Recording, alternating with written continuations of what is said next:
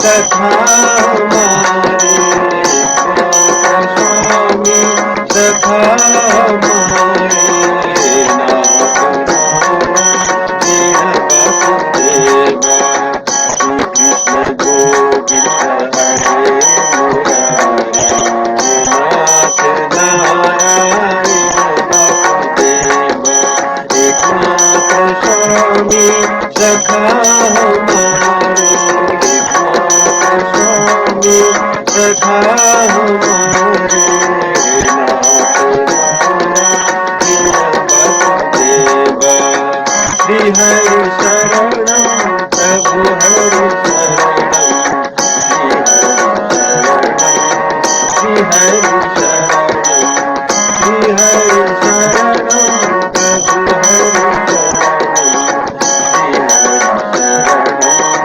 प्रभु हरि शरणम हरि शरणम श्री हरि शरणम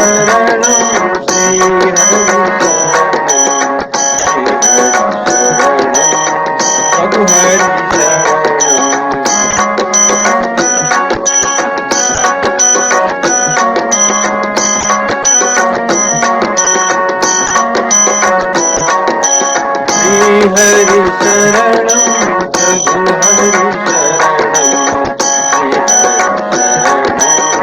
श्री हरि शरणम श्री हरि शरणम प्रभु हरि शरणम प्रभु हरि शरणम।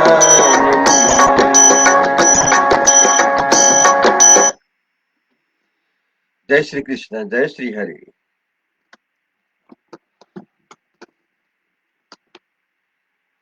आज श्री हरिवंश पुराणको 105औं दिनमा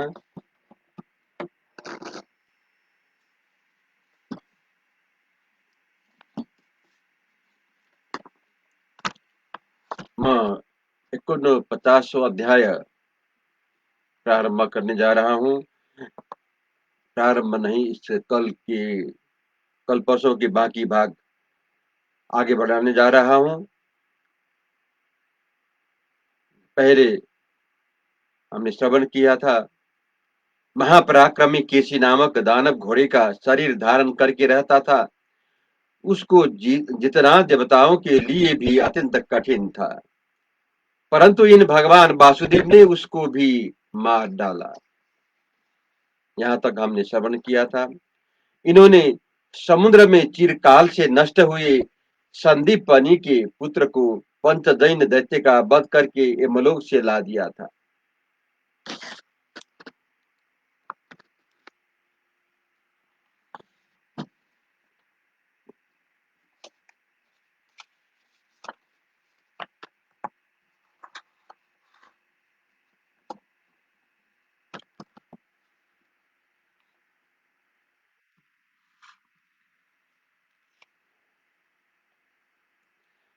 गोमंत पर्वत पर जो महान युद्ध हुआ था, उसमें बहुत से राजाओं द्वारा ये दोनों भाई घिर गए थे,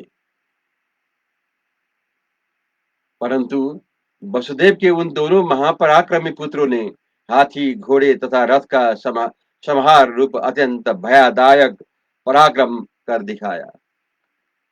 हाथी से हाथियों के समूह को, रथ से रथारूढ़ योद्धाओं को, घुड़सवारों को और पैदल योद्धाओं से ही पैदलों का मारकर यमलोक पहुंचा दिया। देवताओं, असुरों, गंधर्वों, यक्षों, सर्पों, राक्षसों, नागों, दैत्यराजों, पिशाचों और गुह्य कोनो भी कभी हाथी, घोड़े और रथों का ऐसा घोर संहार नहीं मचाया था। उस संग्राम को बारंबार याद करके मेरा मन शिथिल हो जा रहा है। मैंने पहले कभी भूतल पर सूर्य श्रेष्ठ भगवान वासुदेव को छोड़कर दूसरे किसी वैश्य मनुष्य का होना न तो देखा है और न सुना ही है। महाबाहु राजा दंतवक्र ठीक कहते हैं, हम पहले महापराक्रमी श्री कृष्ण को सांत्वना द्वारा शांत करके फिर जैसा उचित हो वैसा ही करेंगे। वैशंपायन जी कहते हैं, जन्मेजय, इस प्रकार मन ही मन अपने बाला बला बल का निश्चय करके राजा भीष्मक ने भगवान श्री कृष्ण को प्रसन्न करने के लिए उनके पास जाने का विचार किया। बहुत से नीतिशाली विद्वान मंत्रियों साथ विचार करते हुए राजा भीष्मक जब रात में सो गए, तब सवेरा होने के समय सुतों, मागधों और बंदियों के मुख से स्तुति एवं मंगल पाठ सुनकर जागे। जब रात बीतने पर प्रभात काल आया, तब सब नरेश पूर्वाहन काल के नित्य कर्म पूर्ण करके अपने अपने विश्राम भवन में बैठे। राजाओं ने अपनी ओर से जिन जिन राजकुमारों को विदर्भपुरी में भेजा था, उन्होंने लौटकर अपने अपने राजाओं के पास एकांत में जाकर वहां का समाचार निवेदन किया। श्री कृष्ण के अभिषेक का समाचार सुनकर कुछ नरेश तो बहुत ही प्रसन्न हुए, कुछ लोग अत्यंत दीन भयभीत हो गए और दूसरे राजा उदासीन बने रहे। इस प्रकार श्री कृष्ण के अभिषेक से तालित हुई मनुष्यों, हाथियों और घोड़ों से भरी हुई वह सेना 3 भागों में बट गई और महासागर के समान विक्षुब्ध हो उठी। राजाओं में श्रेष्ठ भीष्मक उन नरेशों को भेद हुआ देखकर और स्वयं अपने ही किए हुए अचिंत अपराध का विचार करके मन ही मन चिंता से दग्ध होते हुए उन नरेशों के समाज में उन्हें समझाने के लिए गए। इसको फिर सुनिए, मन ही मन चिंता से दग्ध होते हुए उन नरदेवों के समाज में उन्हें समझाने के लिए गए। इसी बीच में इंद्र के दूत राजा क्रथ और कैसिक के पास जा पहुंचे और सिर झुका एक पत्र निकालकर उन्हें दिया। फिर वे राजाओं के समुद्र जैसे समाज में घुस गए।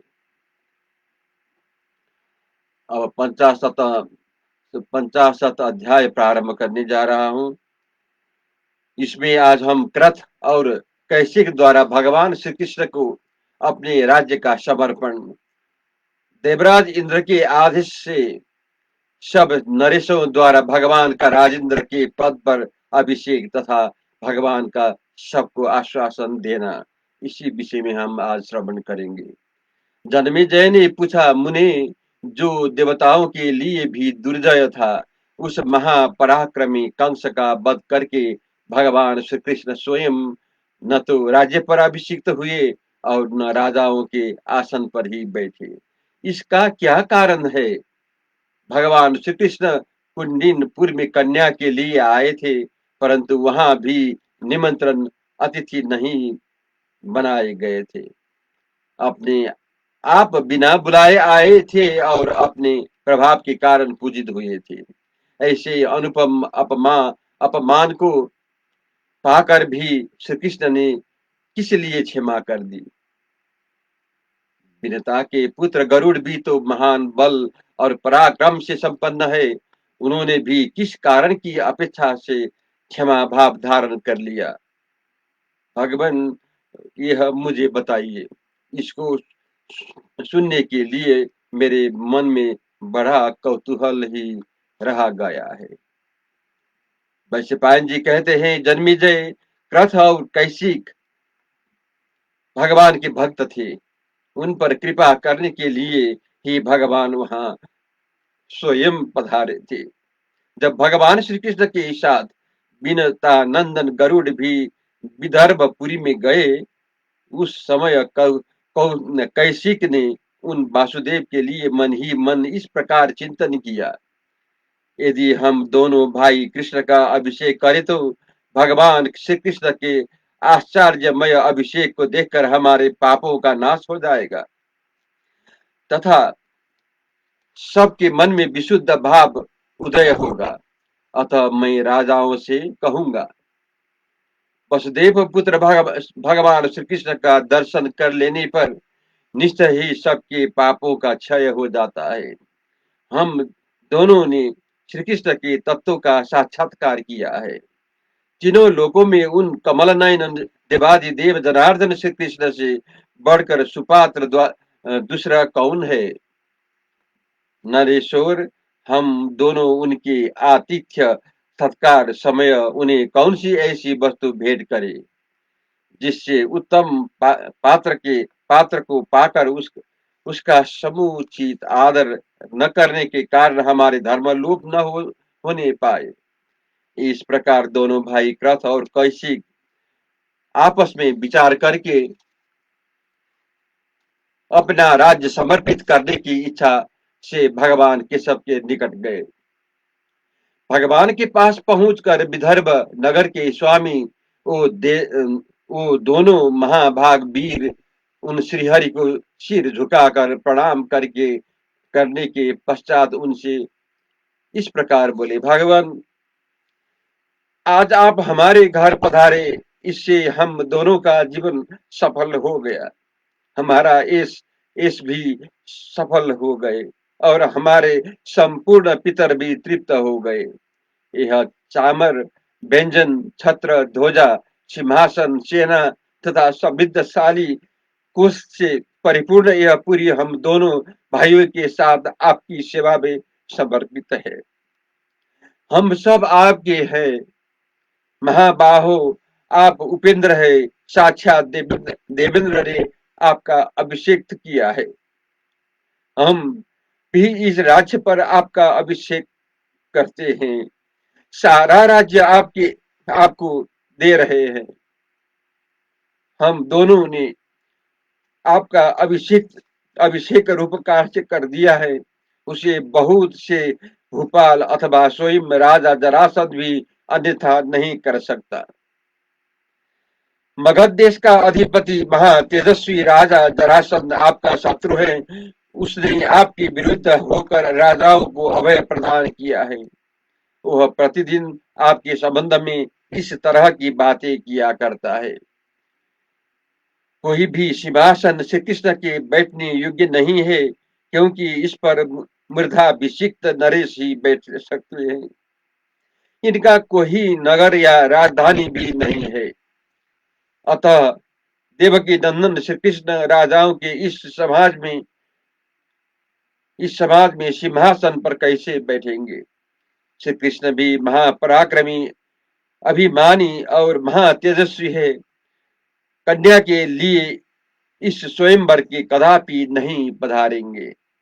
जब राजलोक अपने सिंहासनों पर बैठे होंगे, उस समय वहां महातेजस्वी श्री कृष्ण नीच आसन पर कैसे बैठेंगे? इस प्रकार पूछे जाने पर राजा भीष्मक ने उसकी बात सुनकर इस दोनों के साथ सलाह की और कलह की शांति के लिए उन्होंने आपके विश्राम के लिए इस उत्तम भवन का निर्माण कराया है। प्रभु, आप देवताओं के भी आदि देव है। समस्त संसार आपके चरणों में मस्तक झुकता है। आप समर्थ लोक में इस मानव जगत में राजा ही नहीं, राजेंद्र बनकर रहे हैं, जिससे नरेंद्रों के समुदाय में आसन का संकट, सिंहासन पर बैठने के प्रश्न को लेकर विवाद उपस्थित न हो। महातेजस्वी गोविंद, विदर्भ नगर में इस राजाओं की राजेंद्र को आप विचलित कर दीजिए और कल प्रातः काल रंगभूमि में एक उज्जवल सिंहासन पर विराजमान होइए। आज आप शास्त्रीय विधि के अनुसार अपने आपको अधिवासित राज्याभिषेक पूर्वांग संस्कार से संपन्न कीजिए। फिर कल मैं ऐसा प्रयत्न करूंगा जिससे देवराज इंद्र के आदेश से सब राजा आपके अभिषेक के लिए वहां पधारेंगे। ऐसा कहकर वीर क्रथ और कैसिक ने दोनों हाथ जोड़कर सूर्यश्रेष्ठ श्री कृष्ण को प्रणाम किया और राजाओं से भरे हुए रंग स्थल में देवराज इंद्र का वह आदेश पत्र भेजा। जय श्री कृष्ण। महातेजस्वी कौशिक ने देवदूत के वचन को जैसा कि वज्रधारी इंद्र ने उसके द्वारा कहलाया था, स्वयं लिखकर राजाओं को सुनाया था, इंद्र के आदेश पत्र को भी पढ़ा। कौशिक बोले, राजाओं, आप सब लोगों को यह विदित है कि आपकी महिमा से कभी च्युत न होने वाले भगवान श्रीहरि गरुड़ के साथ अतिथि रूप से विदर्भपुरी में पधारे हैं। उन्हें आया देख यह उत्तम पात्र है, ऐसा सोचकर राजा कृत ने भगवान वासुदेव के धर्म के लिए अपना सारा राज्य समर्पित कर दिया। फिर मेरे भाई कृत ने भगवान से कहा, प्रभु, यह सिंहासन आपकी सेवा में समर्पित है, इस पर बैठिए। उनको इतना कहते ही किसी आकाशचारी दिव्य प्राणी ने, जिसका शरीर दिखाई नहीं देता था, यह बात कही है। देवदूत बोला, नरेश्वर, जिस पर दूसरे लोग बैठ चुके हैं, ऐसा सिंहासन तुम्हें श्री कृष्ण के लिए देना उचित नहीं है। इनके लिए तो यह संपूर्ण संपूर्ण रत्नों से विभूषित दिव्य सिंहासन प्रस्तुत है, जो जामुनद नामक सुवर्ण का बना हुआ और परम उज्जवल है। साक्षात विश्वकर्मा ने इसका निर्माण किया है। यह सिंह के चिन्ह से चिन्हित है। देवराज इंद्र ने यह आसन भगवान के लिए भेजा है। समस्त चराचर प्राणी जिनके चरणों में मस्तक झुकाते हैं, यह देवेश्वर भगवान श्री कृष्ण जब इस पर बैठे जाएं, तब तुम लोग बहुत से राजाओं के साथ रहकर इनका राजेंद्र के पद पर अभिषेक करो। इस कुन्नीनपुर में राजकन्या की प्राप्ति के लिए जो जो नरेश आए हैं, उनमें से जो कोई भी अभिषेक में न आए, वह इनका बाध्य होगा। जय श्री कृष्ण।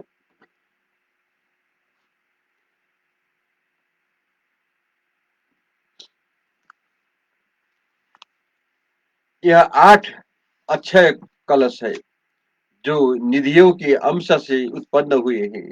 ये राजाधिराज महात्मा धनेश कुबेर के कलश दिव्य कलश है, जो सुवर्ण और रत्नों से संपन्न है। इनके आभूषण और आसन भी दिव्य है। ये कलश श्री कृष्ण का राजेंद्र पद पर अभिषेक करने के लिए राजाओं के साथ आ रहा है।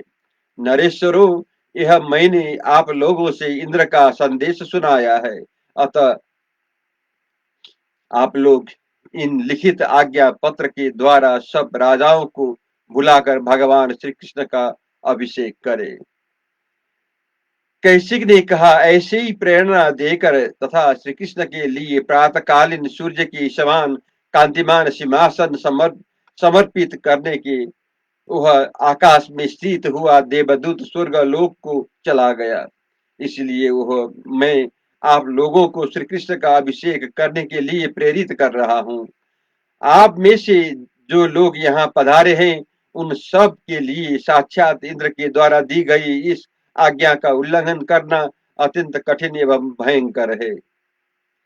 आकाश से 8 कलशों द्वारा श्री कृष्ण का स्वयं ही अभिषेक होगा। यह अद्भुत दृश्य पृथ्वी पर सर्वथा दुर्लभ है।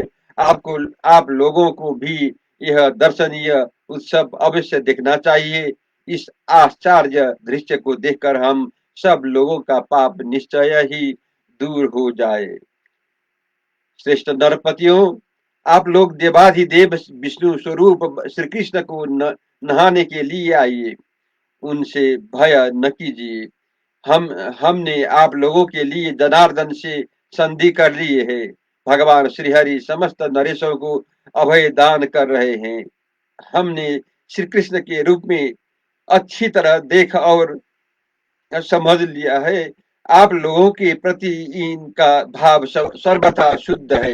विशेषतः मगधराज जरासंध के लिए उनके हृदय में तनिक भी बैर भाव नहीं दिखाई देता है। इसलिए यह जो कार्य जो कार्य कारण उपस्थित है उस पर आप लोग अच्छी तरह विचार कर ले।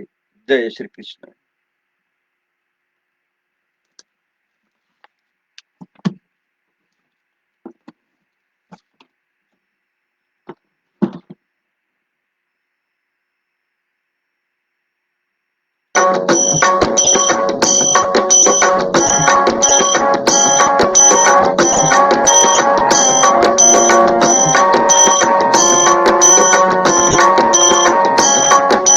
श्री कृष्ण गोविंद हरे मुरारे, हे नाथ नारायण वासुदेवा।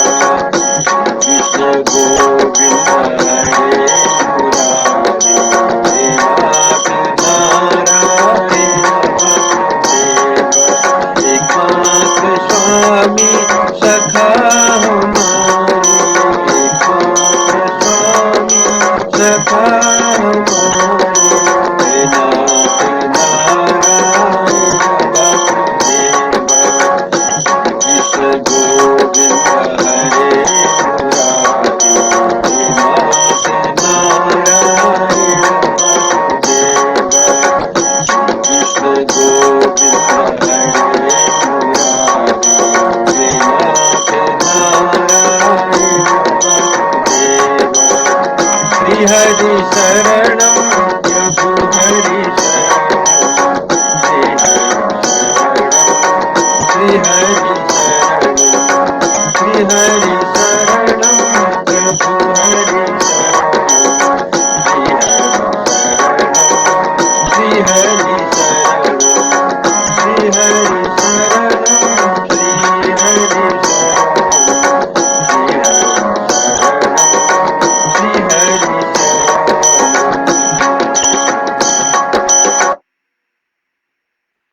जय कृष्ण, जय श्री हरि।